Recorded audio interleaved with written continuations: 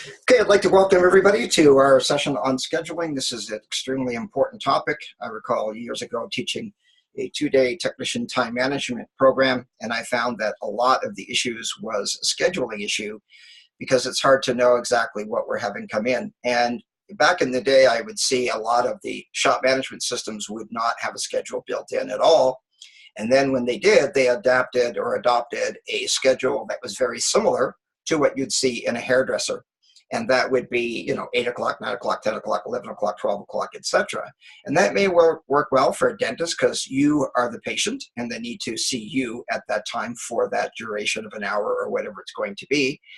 And it's the same thing with a dog groomer or a doctor's office. It gets scheduled in by the time you come in. But that's not the way it works with automobiles. Because in the reality, the vehicle is the patient, not the customer. Now, what is really important is there's really two things that need to be scheduled. One is the scheduling to see the advisor, unless, of course, the vehicle was dropped off the night before or that morning before you arrived.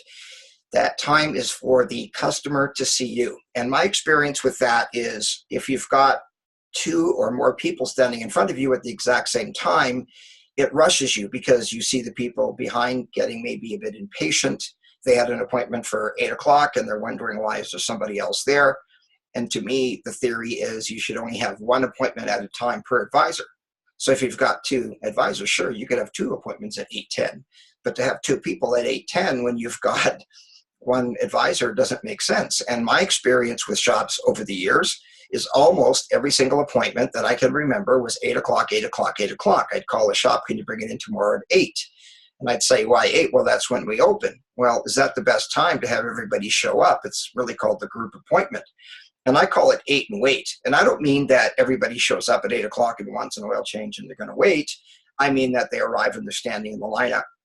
And I recall doing a session way back years ago in Florida. And I had a lady said, we have no control over that. And I said, why is that? She said, everybody shows up at my shop at 8 o'clock. And I said, well, why do you think they all show up at 8? And she looked at me kind of embarrassed and said, well, we asked them to. And I said, okay, but have you ever asked people what would be best for them? And of course, you do want people coming in for the most part in the morning. You do want to see everybody before maybe 9 o'clock, 10 at the latest. But it doesn't make sense to have everybody come in at the exact same time. And in the same session, I had a guy that was in the same session as that lady, and he said everybody shows up at 7:30. And I said, but why 7:30? And he said, oh, I guess it's like Carolyn over there. We asked them to. I said, why don't you try it differently? So I go back to that session a month later, and I don't make stuff up. Carolyn looked at me. She said, oh, my gosh. She said, it's working so much better.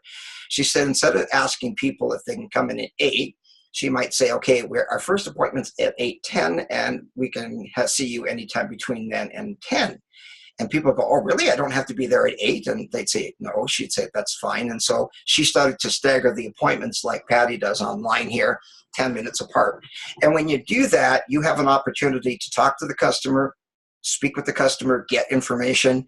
We believe it's extremely important to have the customer fill in questionnaires that may be related to the job that they're there for. So, for example, a diagnostics questionnaire. And if any of you do not have the questionnaires that we've provided, please send me an email, kelly@kellythecoach.com, kelly@kellythecoach.com, and I will send those to you. My favorite is the diagnostics questionnaire where a customer comes in and you have them fill in the questionnaire. It's designed to save the customer money and save the technician time. Because too often we tell the technician too little information, and we've talked about it before, how many problems are caused in your shop because of a lack of communication between the customer, the advisor, and the tech, the advisor, and the customer. Now, I've had some people say all of them. Well, I don't believe it's all of them, but a lot. And if you do have 2 or 3 or more people standing in front of you in the morning, we want to rush through it a lot faster. Sometimes we just say, tell you what, leave me the keys. And okay, the car's over there, and we'll call you later, or please call us, or whatever, because we want to get them in and out. And too often, we don't even get signatures. And I'd say the most frustrating thing I've taught all over the 30 years is asking people to get signatures. Now, if you're in California or other places, the signature is required. It's mandated. It's the law. They have to either sign it in the morning or sign the envelope in the night drop box or whatever, but signatures are required. I would safely say that 90% of independent repair shops do not get signatures at all. Some get one at the end of the day, but if you're only going to get one, get the one in the morning. But if you're rushed in the morning, then you don't think about that per se. It's just let's get the people in and out as quickly as we can. So I'm going to show you in the second schedule that I set up how this would work with 2 technicians at a time. But again, the idea is to be able to, 2 different technicians at your shop, I mean, not at a time. And the idea is to be able to determine what the labor inventory is. At your shop, you predominantly sell 2 things. Now, you sell sublet and tires and towing and shop supplies and environmental fees maybe, but the 2 major things that you sell are parts and labor.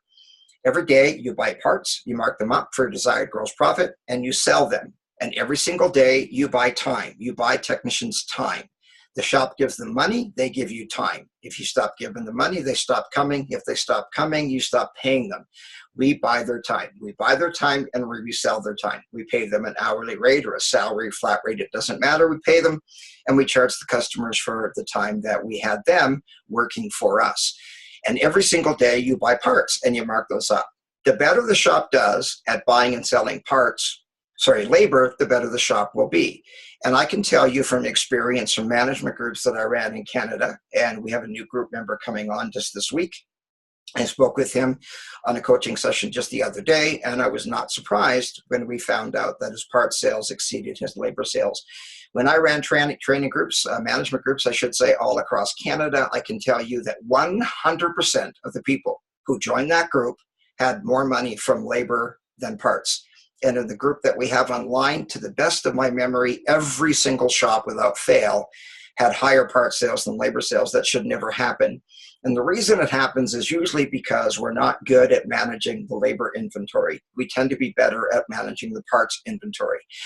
And that's because parts are tangible. Labor's not tangible. It's not something you can smell, feel, taste, whatever. Parts, you can see them. And if you don't sell the part today, you keep it on the shelf and you'll sell it tomorrow. And if you can't sell it, you can return it back to the part vendor maybe and get your money back. But if you don't sell time today, it's too late. You can't carry it over till the next day. And the example I want to give you is this, is let's say in the morning, 8 spark plugs are dropped off at your shop. First thing in the morning, 8 o'clock, part vendor drops them off on your counter and you count them, 1, 2, 3, 4, 5, 6, 7, 8. And you know that day that 4 of those 8 were installed in a customer's vehicle. But at the end of the day, the other 4 that you bought, that you saw there in the morning, that you counted, are gone. That is witnessing. The next day, 8 o'clock in the morning, 8 tires are dropped off at your shop. And you go, 1, 2, 3, 4, 5, 6, 7, 8. And that day, 4 of them were installed in a customer's vehicle. But at the end of the day, the other 4 that you saw in the morning, that they were there at 8, are gone. How long would it take the average owner to freak out to find out where those plugs or tires are going? It would be day 1, maybe day 2. But it happens in a lot of shops with hours every single day where a technician arrives at 8, spends 8 hours at our shop, and we don't sell all 8. Maybe we sell 4, maybe we sell 5. The average independent repair shop only sells 4 to 5 out of the 8 hours that's available. Well, we wouldn't tolerate that if it was spark plugs. We would not want to buy 8 on an average day, sell 4 or 5, and not wonder what happened. So it really is about managing the labor inventory. And the more inventory that you sell of labor, the more parts, sublet, tires, towing, shop supplies, and environmental fees that you're going to sell. I can tell you of all the stuff we've taught, and I've taught dozens of different workshops to literally tens of thousands of people all across Canada and the US, the most important thing to know is labor inventory. Once you've got that figured out, once you start selling that 6, 7, 8 hours a day, the money starts rolling in. It's pretty amazing. I want to get into the detail of the gross profit and the net profit that relates to that, but it's huge. But until you figure that out, it doesn't usually run very smoothly. My experience is, and I've heard it from many people, when you manage the labor inventory, it's much easier to manage everything else. And when you focus on selling labor, labor sells the rest. Labor sells parts and sublet and tires and towing. Parts don't sell labor. Labor sells parts. Person comes in, they think they need brakes. You do a brake inspection, sell them labor. And then maybe they don't need brakes, so you sold them labor, but you didn't sell brakes. And even if they do need brakes, the labor that you did sold the brakes. Inspection sells parts. diagnostic sells parts. So it's all about the labor initially, and then everything else gets taken care of after that. So the question is, and I'm going to use an example here of, sorry, I'm just going to have to pour myself some water here. It's so dry where I live. You have to have a humidifier running. And so you've got 24 hours. So let's say we've got 3 technicians, and they're going to be there 8 hours a piece in a day. So we've got 24 hours. And of course, most of the training I've done over the years has been live training. Webinars is quite new to me. So in live sessions, I'd ask people, you've got 24 hours available to sell for tomorrow. That's your labor inventory tomorrow, providing everybody shows up and shows up on time. So what would your goal be if you sold all 24 hours before the day starts? So you open up at 8 o'clock in the morning, and you know that you've sold 8 hours per tech for the day. Well, that should work, but it doesn't. You do this every single day as advisors. People come in. How many people that you see on a daily basis want more work done than they had an appointment for? For the person who comes in and says, oh, by the way, Michelle, I know it's just an oil change, but I'd also like if you could find out why my taillight's not working, why it's pulling to the right, or why I've got this brake noise, or I've got a different noise, or whatever it might be. Some people say, well, it's there, could you also? Or one of my favorites, people used to say, well, while you're in there, while they're in there, not even close to the same part of the car, but okay. And I've had people say, oh, they really frustrate me. One of my favorite clients, his name's Jim. And he said, those people really tick me off. He said, they come in, they want more work done, they don't tell you in advance. And I said, well, Jim, in reality, they're saying, I want to spend more money today. In reality, they're saying they want to buy more. You don't go into the store and say, oh, by the way, can I also get one of these, and have them get mad at you, come back tomorrow. Some are like that, but most are not, unless they're an employee who wants to get off in 1 minute, and that could take time, and I understand that. But back to Jim, he said, these people, I'll tell you, he said, they pissed me off. And I said, well, why? He said, because we already have too much work, more of the work than we can actually do. Well, this is a 3rd generation business. And I said, how long have you known that people want more work done than they have an appointment for? He said, well, it's been like that for me. It's been like that for my dad. And it was like that for my dad's dad. And I said, so let's change how we schedule it. If we know that a majority of people come in, and maybe you can track it for a week, track it for a couple of weeks, just put a little tick there, how many people wanted more work than they had an appointment for.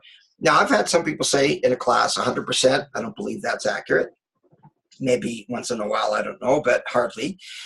But the average, the number one answer I've heard is 50%. 50% of the people who come in want more work done. Well, if we know that, so we should schedule it in accordingly. So if we've sold 24 hours in advance, and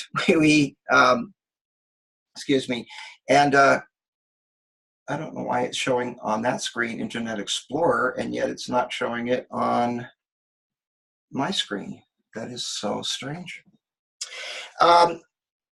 Yeah, I'm seeing it on participant screen, but not my own. I don't understand technology some days. Anyway, so if we have all 24 hours sold, and now we've got somebody coming in and they want to buy more work, well, we're already upside down. So the question I would ask is this. If you've got 24 hours for all of your technicians combined, and you put 24 hours up here, and as each of these appointments is made, you see how many hours are left. Now, in this particular case, I won't go through all the detail on this. Again, we're looking at the theory of auto repair.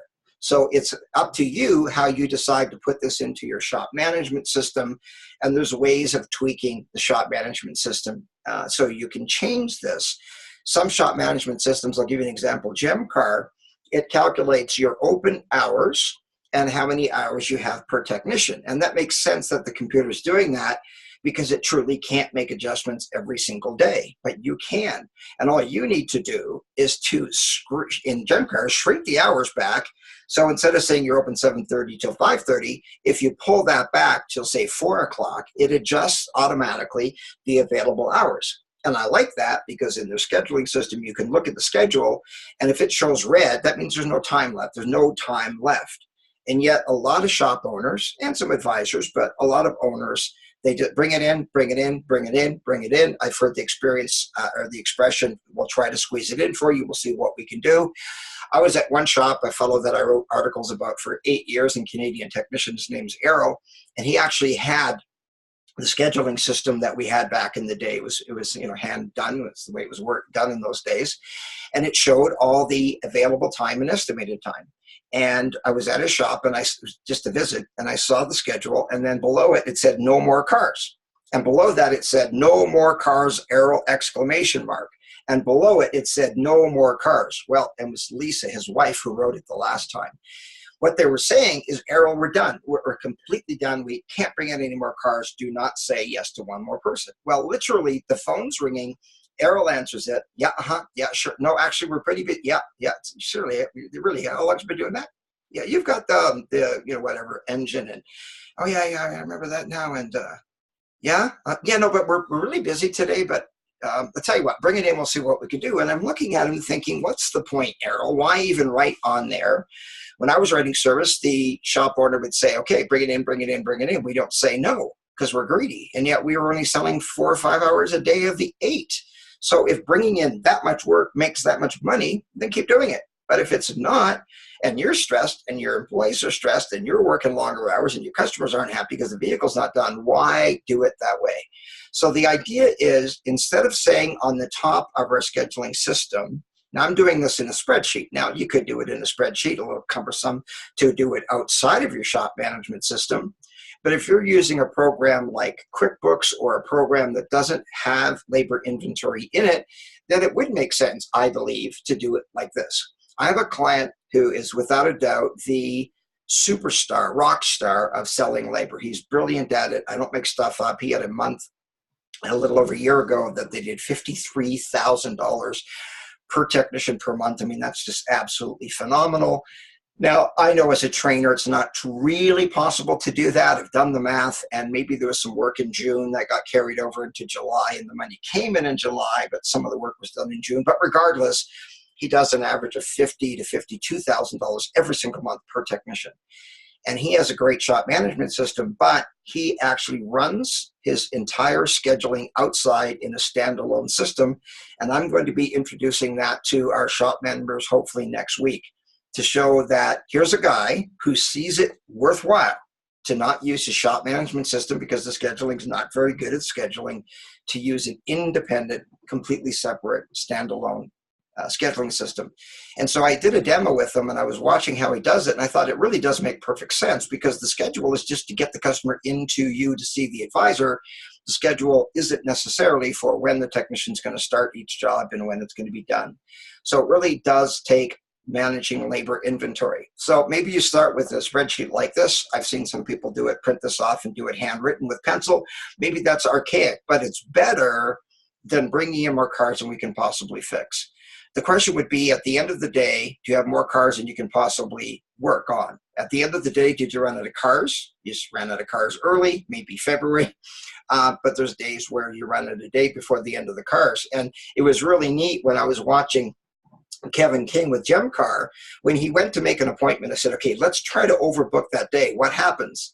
And I think the wording that comes up is that you've exceeded the hours available in the day. And I thought that's exactly it. Or it says that you've gone past the open hours of the shop. And I thought, that's brilliant. It's saying to you that, no, you don't have enough day left. You don't have enough hours left. I've wanted to say with some shop owners that I would like to get a little electrode that when they say yes and they should be saying no, that there's a little jolt that happens so they realize, oh, no, I can't take you in. My experience is a lot of independent repair shop owners cannot say no. They will not say no. They can't say no.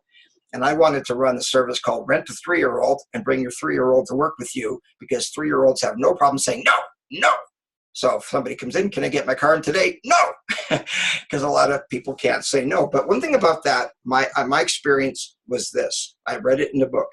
Every time you say yes to something, you're saying no to something else. And when you can jig that in your mind, when you say yes to somebody, you're actually saying no to somebody else. An example of that is I, as a dad, when I had kids going to school, blocked off spring break every single year. So the kids would come home, tell me when spring break was, I'd block it on the calendar. And if anybody called me, especially if it was a big conference, I love the big conference conventions. We've got huge crowds. I love that. But I'd look at my schedule, and if I said, yes, I will do that, I will do that day, I'm saying to my kids, no, I won't be off that day during spring break. And if you ask my kids, they would tell you I was off every spring break, every single year. One time, they actually came down to a session with me. It was in Vegas, so they thought that would be a cool idea to go to Vegas as part of spring break. But I was still there, right? They were still with me. And so when you say yes to a customer, yes, we can get you in today, you might be saying no to a customer, your car will not be ready today. And what I find frustrating from a scheduling perspective is somebody who made an appointment, gave you the courtesy to make an appointment in advance. They bring the vehicle in that morning, they're on time, they're courteous, and that day the car is in the bay, and then somebody else comes and says, oh my God, I'm really in a hurry here, I'm going on vacation tomorrow, and they didn't know about it till today. And they go on their story, and you go, okay, yeah, we'll see what we can do. And here you have a technician pulled off the car for a customer who had an appointment to work on the person who told you that they had a sad story. And now the next thing you know, we have to string along our regular customer who had an appointment and explain why we couldn't get it done today. And of course, most times we just say we got the wrong part, and they feel sorry for us. And how long will people allow us to give those excuses? So we said yes to this person, but we said no to the customer who already had an appointment. The difference is the person we said yes to is standing in front of us. The person we're technically saying no to is not in front of us. And if they were both standing there and they both heard our answer, we change it. So reserve time is extremely important. Our recommendation is that in theory, if you've got 24 hours available, that you have hours in reserve time. So what we're asking you to do is to build in a 20% reserve time. So all we need to do here is we go in here, in the case of this simple spreadsheet, and we now put 2 hours in reserve. And now if we look at the bottom of the schedule that was pretty busy today, it's now down at 0.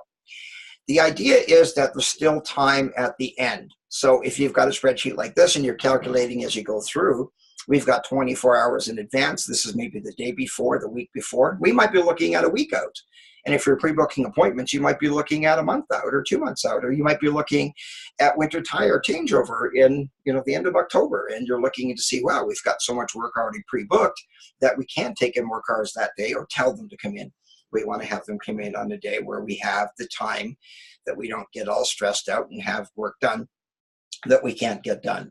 So our recommendation is that you build in reserve time. And in reality, 2 hours is really not enough in this particular case. And I apologize, that should actually be -5 hours because we've got 3 technicians.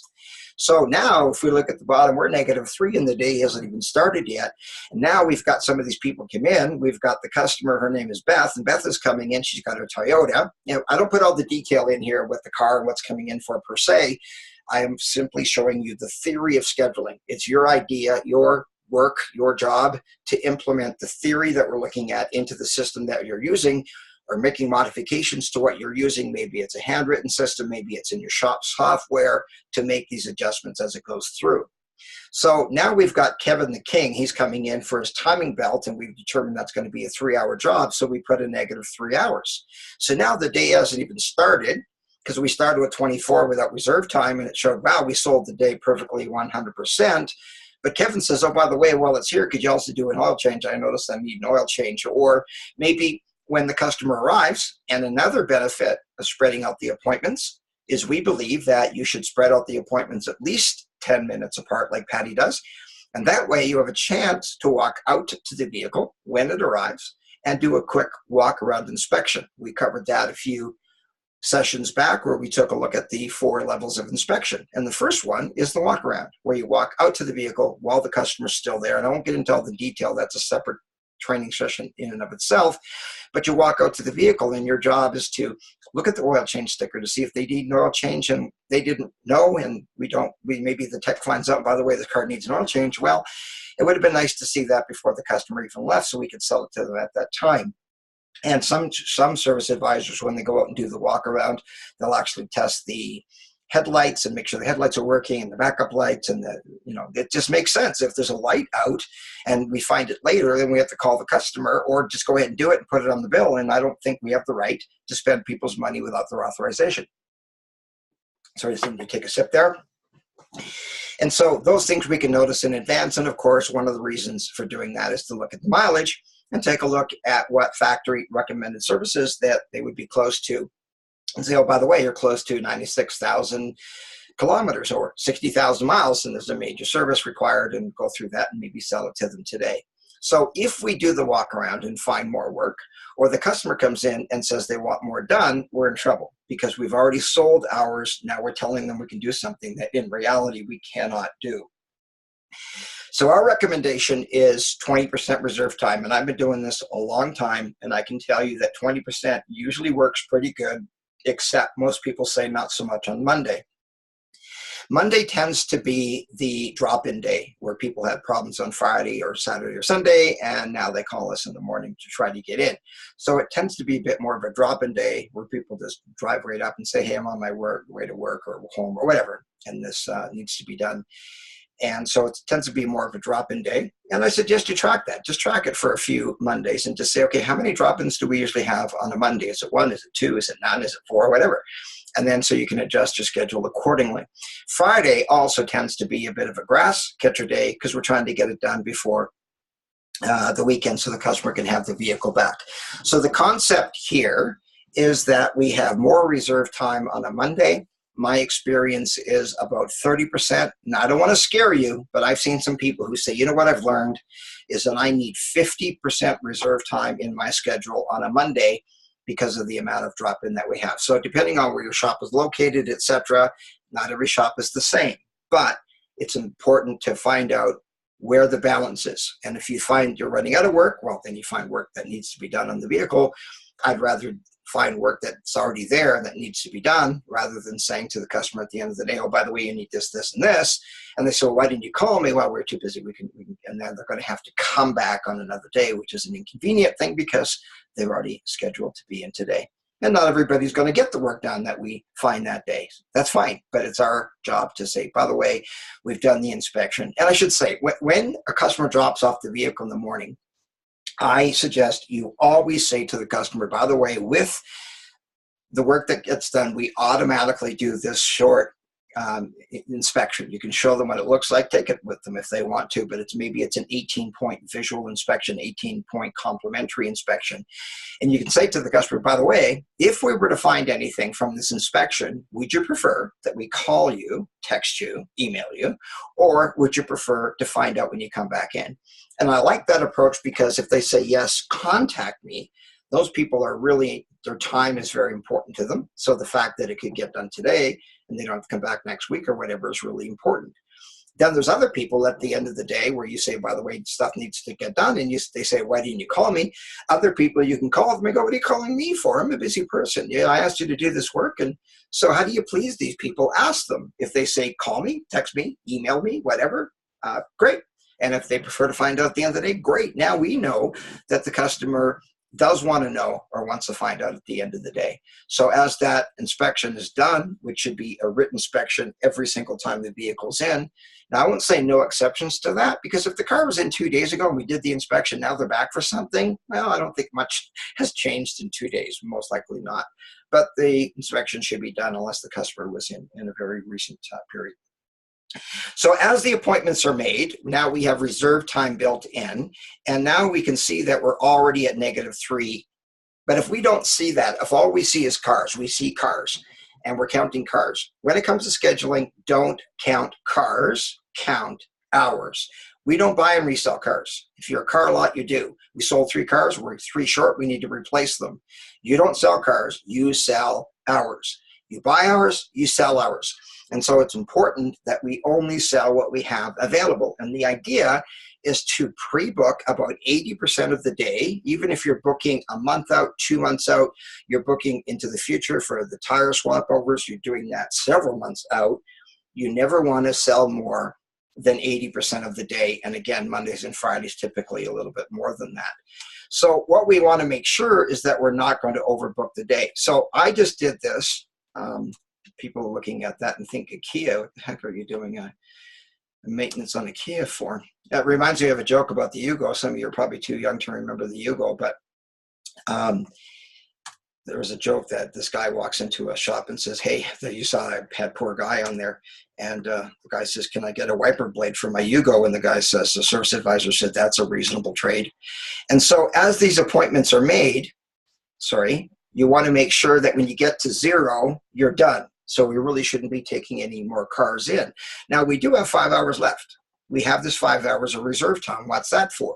Kevin comes in, Beth comes in, and wants another 2 hours of the work done, that's fine. We can do that today because we have the time set aside. The LOF is done, which is a labor opportunity of the future. Sorry, we do the inspection, we realize more needs to be done, and we found 2.5 hours worth of work there. And I'm not sure why I didn't change it down there. But as the appointments are changed through the day, all we're looking at is making adjustments to the labor inventory so we can see exactly what needs to be done. And then I want to take this just one step further, and how do you do it by technician? And the idea is you do the same thing, but what you want to do is see how many hours you have available for each technician. And if you've got a technician in the case of maybe they're an apprentice, or in the US they call it a level C tech, then what you want to do is to probably build in more reserve time for those people so that you can not overbook their day. The idea is to make sure you don't underbook one person's day and overbook the other. And so I'm just going to go back up, and I built this specifically to show Tony. And it's the same concept, so I don't need to spend a lot of time on this. The concept is, how do we do it with two technicians? So in this particular case, it's Auto Protocol, no longer Retro Rockets. That's why I had a hard time finding the file. I thought Retro Rockets, I thought new. I did this with Tony online just a few days in a coaching session. So what we decided to do, and again, this is theory. You have to decide how you're going to make this work for yourself. I'm going to be sending you both of these spreadsheets. If you want to take the spreadsheets, modify the spreadsheets, work with the spreadsheets, pattern yours after, whatever you want to do. But the concept is we don't want to overbook or underbook a day.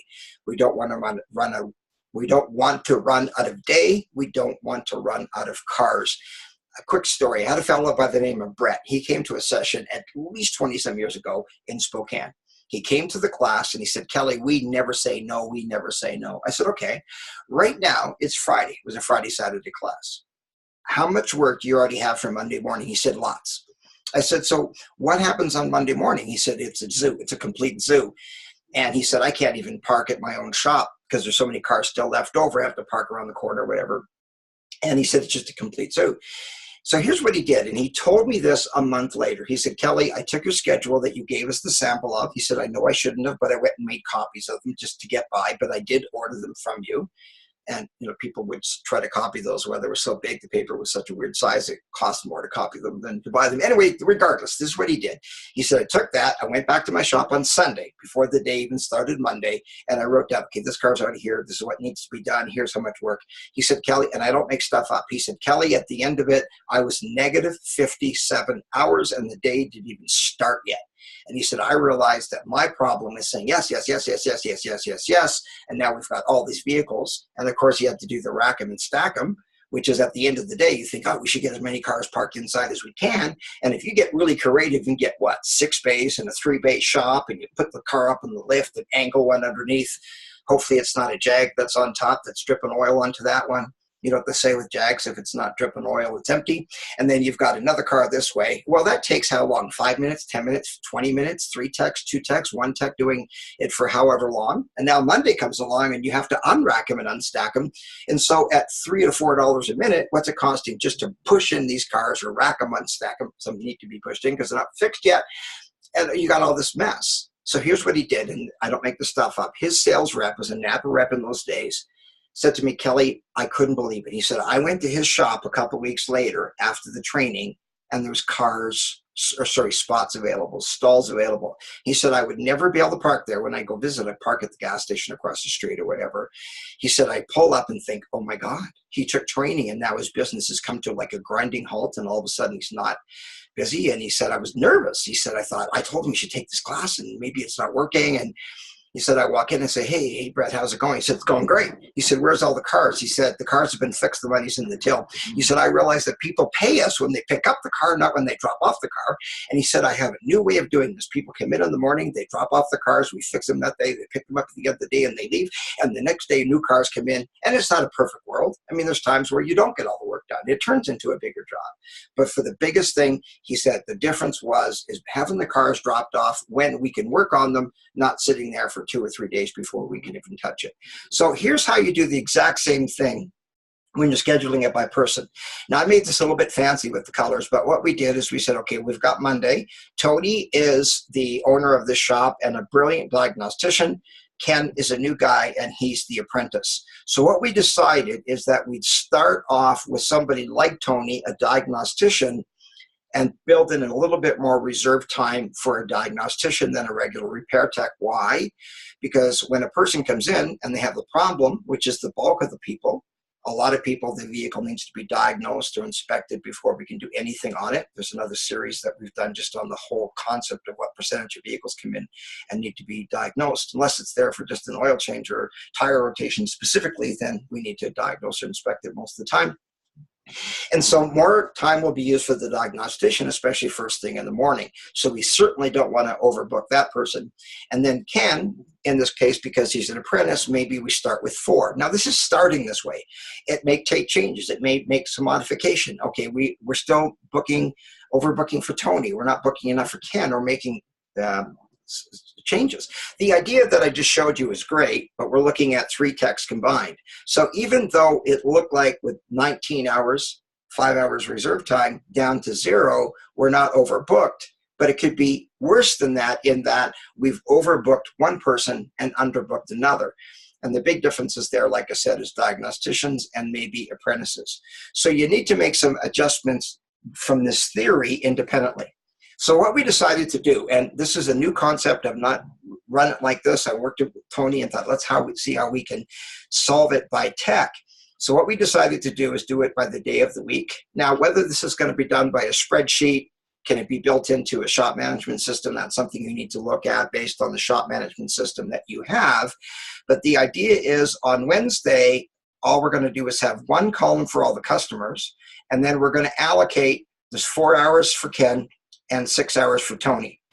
Now, one of the things that Tony and I discussed, just so you know, is that even though he doesn't do the LOF, he wants to see the vehicle, inspect the vehicle initially before it gets turned over to the apprentice, and that makes perfect sense. So what we decided, and we just said point 1, I mean, you'd have to work with that and see how much time does it take. Is it a 5-minute deal? Is it a 10-minute deal?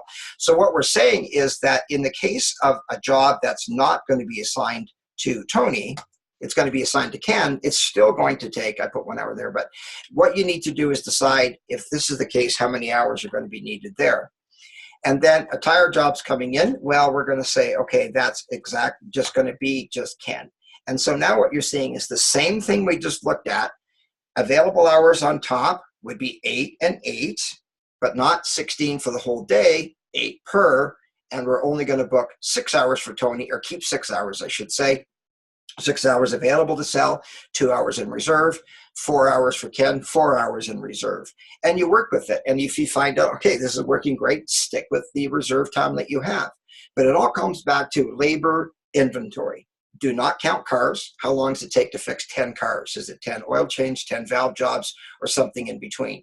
So the idea is we count hours, we don't count cars. What is the vehicle coming in for? How many people come in without an appointment? How much reserve time do we need? And you make adjustments to your reserve time accordingly. And again, when I said with Tony on Mondays, we decided we wanted to have a little bit more reserve time because those vehicles over the weekend that had problems probably need to be diagnosed, whereas on a typical day, maybe we don't need as much time. So it all comes down to what's your labor inventory? In this case, the shop has 16, 2 techs, 8 hours apiece.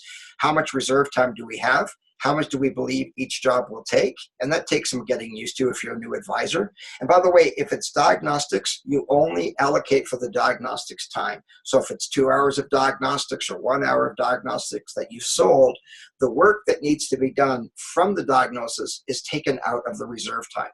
So whenever it's diagnostics, if you're doing level 1, level 2, level 3, 0.8, 1, 1.6, whatever your system is for selling diagnostic or drivability, then you only put on the schedule the brake inspection time. 0.5, the brakes being done is taking out of inventory. You do an inspection, only the inspection time is there. So with that, thank you very much. I hope this is going to help you to go back And again, every day you sell and buy time. Time is the most valuable thing that you sell. Labor should exceed everything else that you sell. Labor should be the number one area of revenue for the shop. So with that, thank you very much. If you've got any questions, please email me, kelly@kellythecoach.com. And again, I'm going to be sending you both of these spreadsheets. And when you work with it, I'd love to see what you've done with it and what you decided to do to go back and implement it for yourself. So until next Silver Bullet, thank you.